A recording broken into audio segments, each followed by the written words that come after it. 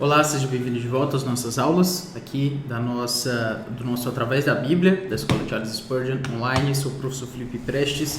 Nós estamos aqui para mais uma das nossas aulas da análise do livro de Marcos.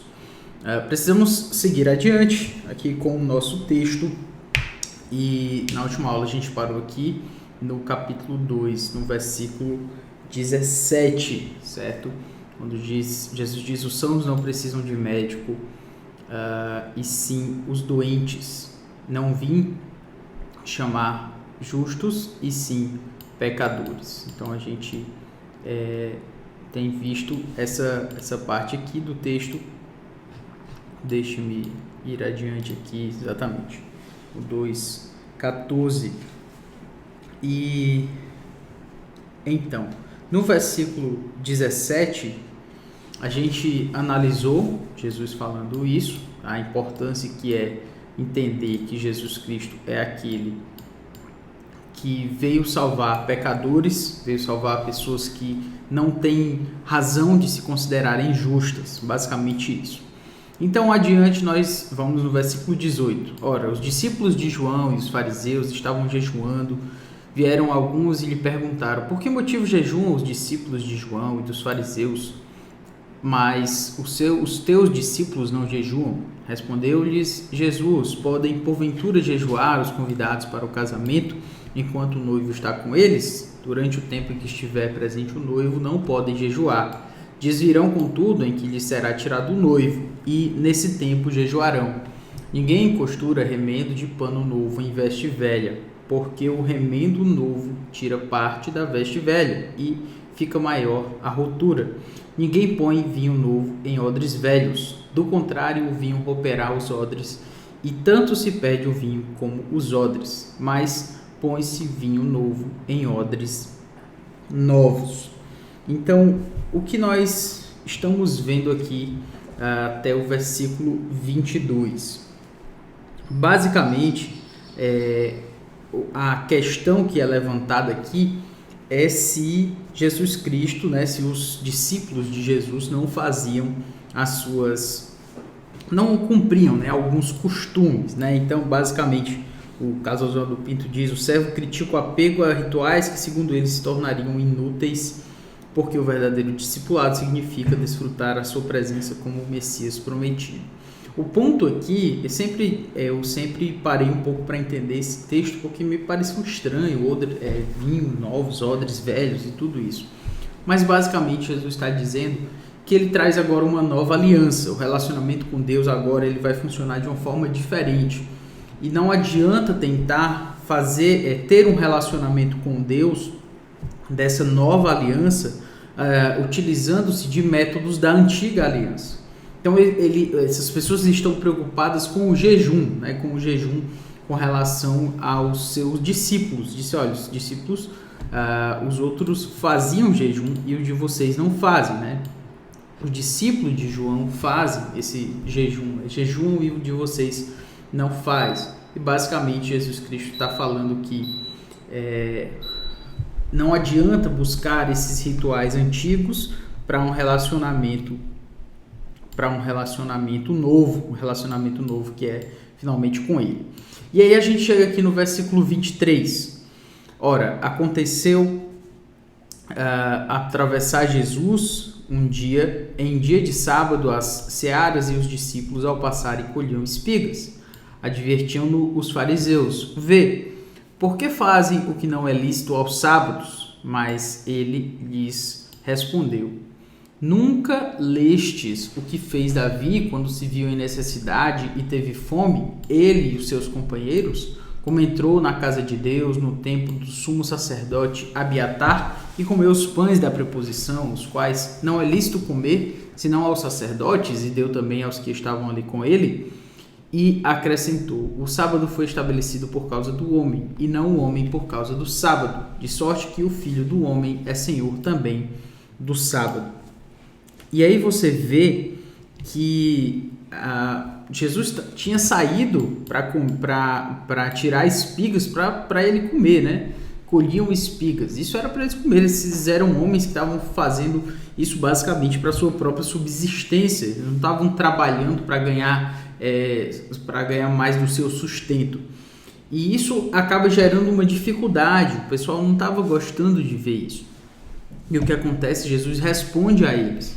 Jesus responde a eles dizendo: olha, Davi, esse exemplo de vocês, esse exemplo que vocês têm, que é o rei Davi, claro, o judeu tem esse Davi como uma grande referência. Jesus disse, ele, quando teve uma real necessidade, Davi, ele entrou na casa de Deus, né, e comeu os pães da proposição. Por quê? Porque ele estava com fome, e os seus companheiros também. Então, nesse momento, se você vai notando, o que Jesus está fazendo, ele está ensinando para esses homens que a lei de Deus, ela não deve ser vista como de uma forma meramente ritualística, sem nenhuma proposta, sem nenhum propósito. A lei de Deus tem a sua razão de ser, e ele diz, finalmente, o sábado foi estabelecido por causa do homem e não o homem por causa do sábado. Então, às vezes, esses homens estavam tomando a lei de Deus para desobedecerem a Deus, para deixarem de fazer aquilo que deveria ser feito de uma forma ou de outra. Então, nesse sentido, Jesus Cristo, ele amadurece o entendimento da lei. E isso é muito próprio de uma situação em que, se você pensar em termos de crianças, por exemplo, as crianças, elas gostam de regras muito bem estabelecidas, certo e errado, sim ou não e tal. E tudo bem a gente criar regras muito bem estabelecidas para as crianças. Você não pode ir até aqui, você não pode ir até ali, faça dessa forma, não mude aquilo que o papai está falando. Contudo, quando essa criança amadurece, você não simplesmente dá regras absolutas e finais, você precisa começar a explicar princípios, parâmetros, tornar o entendimento das regras que você deu, tornar esse entendimento um pouco mais profundo, um pouco mais maduro. Então, a ideia do que Jesus está fazendo aqui, ele está amadurecendo o sentido da lei. Melhor dizendo, ele está amadurecendo o entendimento da lei a partir do coração dessas pessoas, para que elas não simplesmente entendessem a lei como algo meramente a ser seguido sem nenhum entendimento, certo? Sem nenhum entendimento mínimo. É isso que a gente está falando aqui. Beleza, vamos aqui para Marcos capítulo 3, porque a gente tem até o versículo 6 dentro da nossa sessão, né? Sobre o homem da mão ressequida. De novo entrou Jesus na sinagoga e estava ali um homem que tinha ressequida uma das mãos. E estavam observando a Jesus para ver se o curaria em dia de sábado. Olha aí, mais uma vez, Jesus falou que o sábado ele foi feito para o homem. Não é o homem que foi feito para o sábado. Então, aquele homem chega para ser curado e aqueles caras estão ali sabendo, olha, Jesus, estão pensando, e aí, ele vai curar ou não vai? No sábado, será que ele vai curar no sábado? Meu Deus do céu, é claro que ele precisa curar uma pessoa que está precisando de ajuda. Você não vai ajudar o sábado? Então, o sábado, a lei, ela se tornou mais importante do que servir ao outro, se tornou mais importante do que amar o próximo e se tornou finalmente mais importante do que amar a Deus. É por isso que ele diz, e disse Jesus ao homem da mão ressequida, vem para o meio. Então lhes perguntou, é lícito nos sábados fazer o bem ou fazer o mal? Salvar a vida ou tirá-la? Jesus faz uma pergunta para deixá-los numa situação, como dizemos aqui, numa sinuca de bico, né? Como se diz, que é como uma forma de eles perceberem que qualquer coisa que eles respondessem faria muito mal a eles. Se eles respondessem que era lícito para Jesus Cristo ou qualquer pessoa fazer o bem,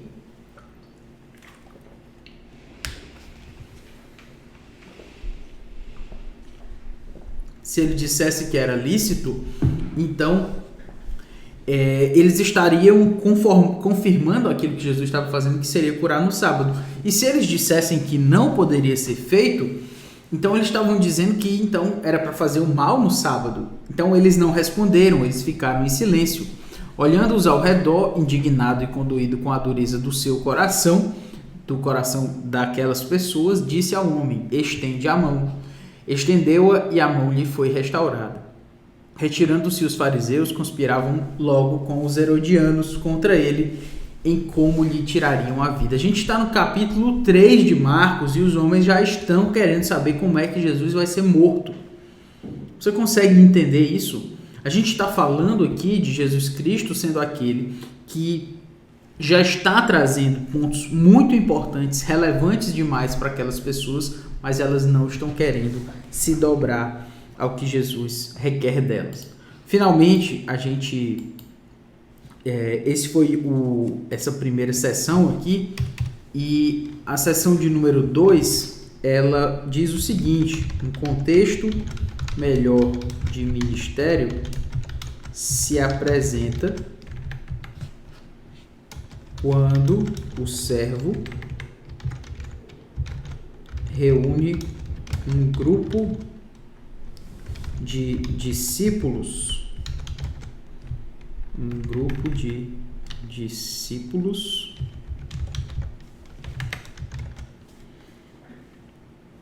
quando o servo reúne um grupo de discípulos que aprenderão em contato com ele à medida que ensina e ministra às multidões carentes de Israel. Então, você vai vendo que o ministério de Jesus vai se amplificando, certo? A abrangência dele vai se amplificando. Vamos ver aqui a partir do versículo 7. E novamente aqui meu vídeo saiu, mas ele já vai aparecer. Não se desespere. Eis-me aqui novamente. Quando eu aperto aqui o mouse uma vez e seguro, ele faz isso. Beleza.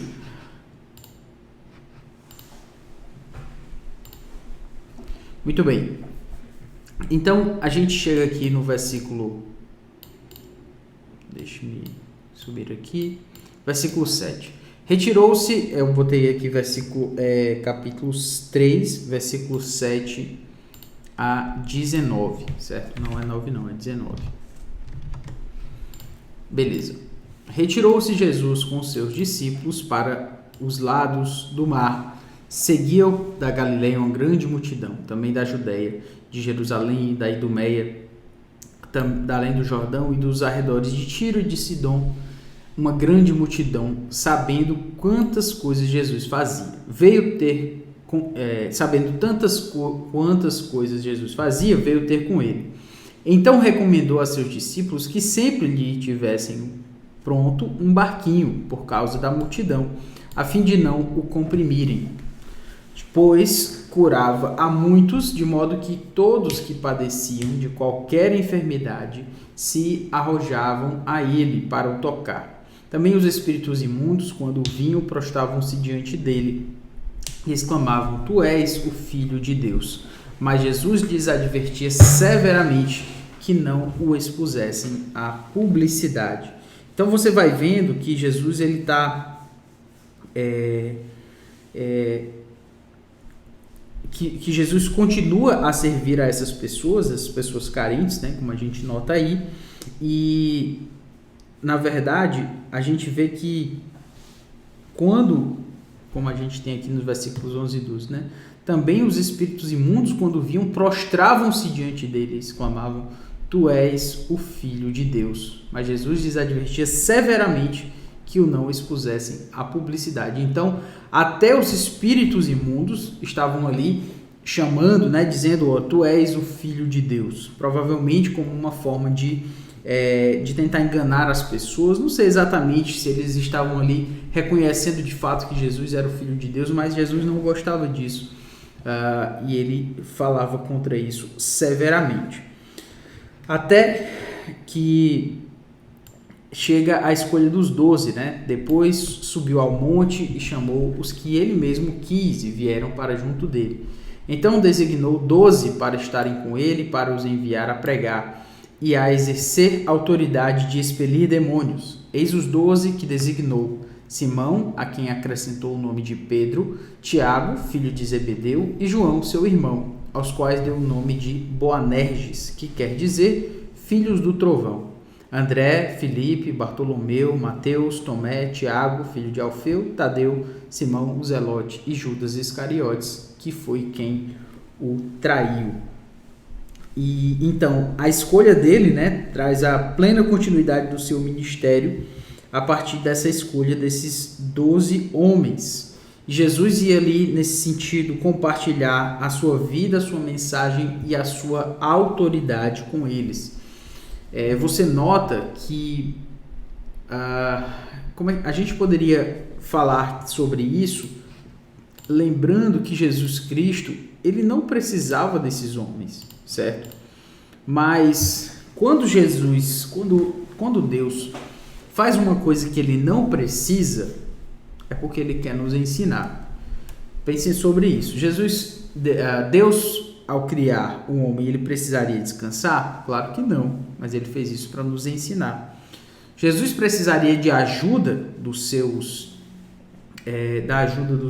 discípulos? Ele precisaria de 12 homens para cumprir a sua missão? É claro que não. É claro que Jesus não precisaria desses homens. Mas Jesus também quer nos ensinar uma lição de que nós precisamos fazer a obra de Deus em comunidade, que nós precisamos fazer a obra de Deus dependendo de fato, né, uns dos outros. Então é assim que a gente pode ver esse ponto. Finalmente, a gente chega numa nova sessão aqui na sessão de número 3, que é a oposição ao servo se espalha e se aprofunda à medida que sua própria família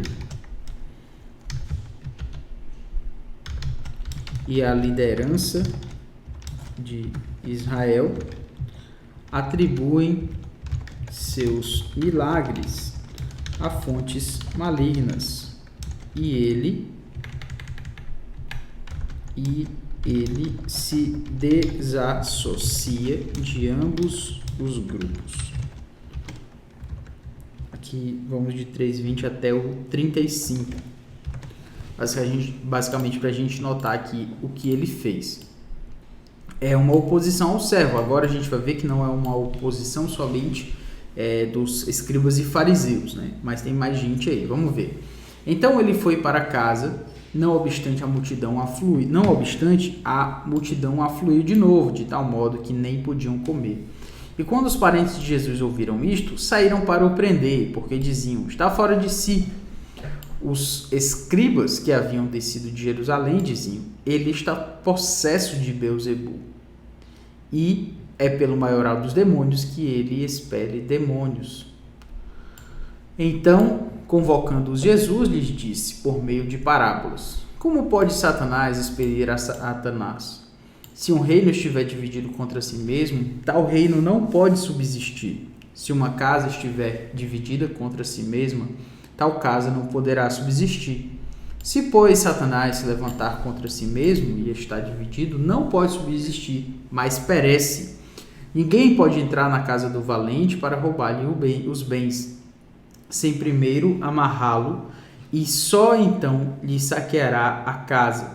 Em verdade vos digo que tudo será perdoado aos filhos dos homens, os pecados e as blasfêmias que proferirem. Mas aquele que blasfemar contra o Espírito Santo não tem perdão para sempre, visto que é réu de pecado eterno. Isto porque diziam: está possesso de um espírito imundo. Então, aqui a gente vai vendo, né, prosseguindo aqui, nisto chegaram a mãe e seus irmãos, e tendo ficado do lado de fora, mandaram chamá-lo. Muita gente estava sentada ao redor dele e lhe disseram: olha, tua mãe, teus irmãos e as irmãs estão à tua procura. Então ele lhes respondeu dizendo: quem é minha mãe e meus irmãos? E correndo o olhar pelos que estavam assentados ao redor, disse: eis minha mãe e meus irmãos. Portanto, qualquer um que fizer a vontade de Deus, esse é meu irmão, irmã e mãe. Então aqui Jesus Cristo ele se separa de uma certa forma dessa ligação com essas pessoas. Por quê?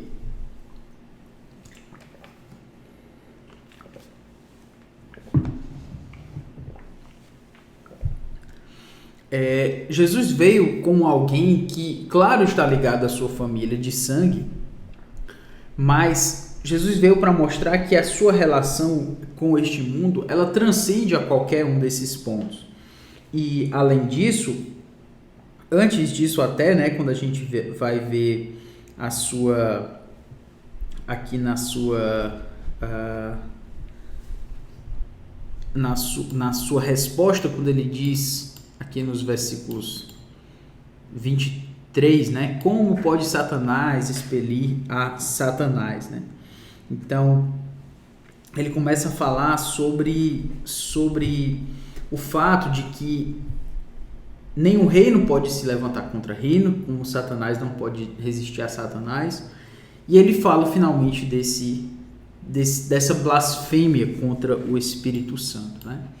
Então, o que a gente pode entender basicamente, tem algumas discussões sobre isso. O nosso propósito neste módulo não é, nessa aula, não é discutir aqui sobre o que é de fato a blasfêmia contra o Espírito Santo em detalhes, mas o que eu consigo entender é que essa blasfêmia contra o Espírito Santo, ela é exatamente isso, né? Atribuir o poder de Satanás, atribuir ao poder de Deus o poder de Satanás. Dizer que foi Satanás que fez algo que Deus fez, né? Especificamente com relação ao Espírito Santo. Então, isso pode ainda ser cometido hoje, isso não pode ser cometido hoje. Como é que isso funciona hoje?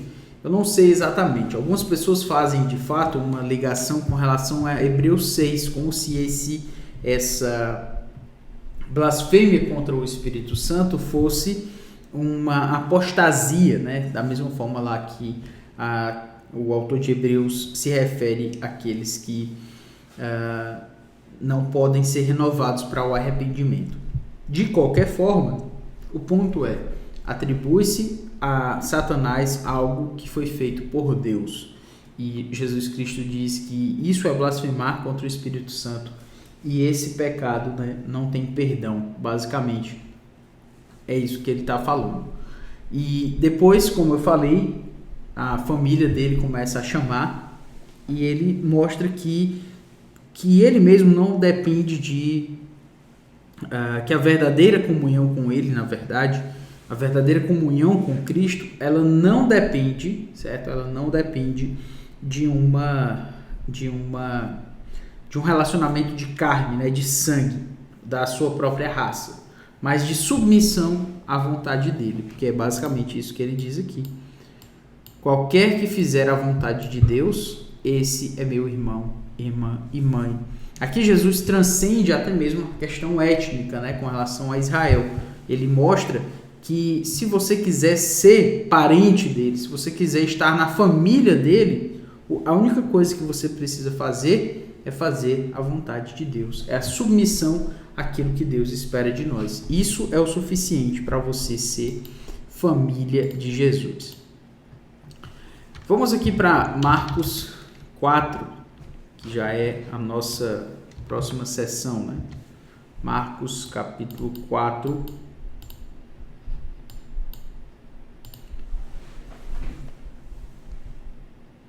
E aí a gente entra numa nova sessão.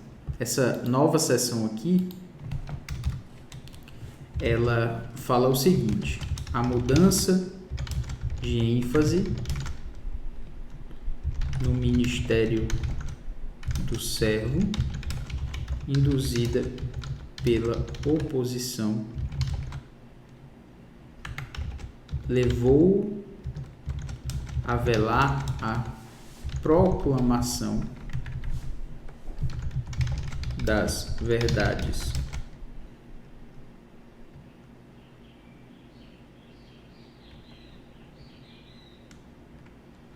A proclamação pública das verdades do reino por meio de parábolas, enquanto as revelava em particular aos discípulos. O que seria essa mudança de ênfase, né, que a gente tem aí?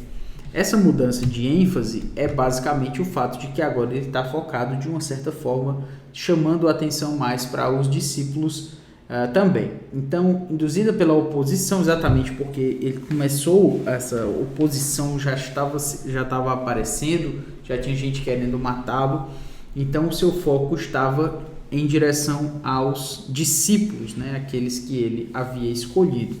E nesse sentido, ele leva a sua proclamação das verdades do reino por meio de parábolas, porque isso fazia uma separação, né? Uma diferenciação. Jesus separava aqueles que entendiam dos que não entendiam através das parábolas. Ele fazia isso como uma forma tanto de se proteger, como também de separar mesmo, de discernir ali quem era que haveria de aceitar e entender a sua palavra e quem não. Ok? Mas isso é a introdução. Na próxima aula a gente vai analisar esse ponto aí. Um grande abraço, valeu!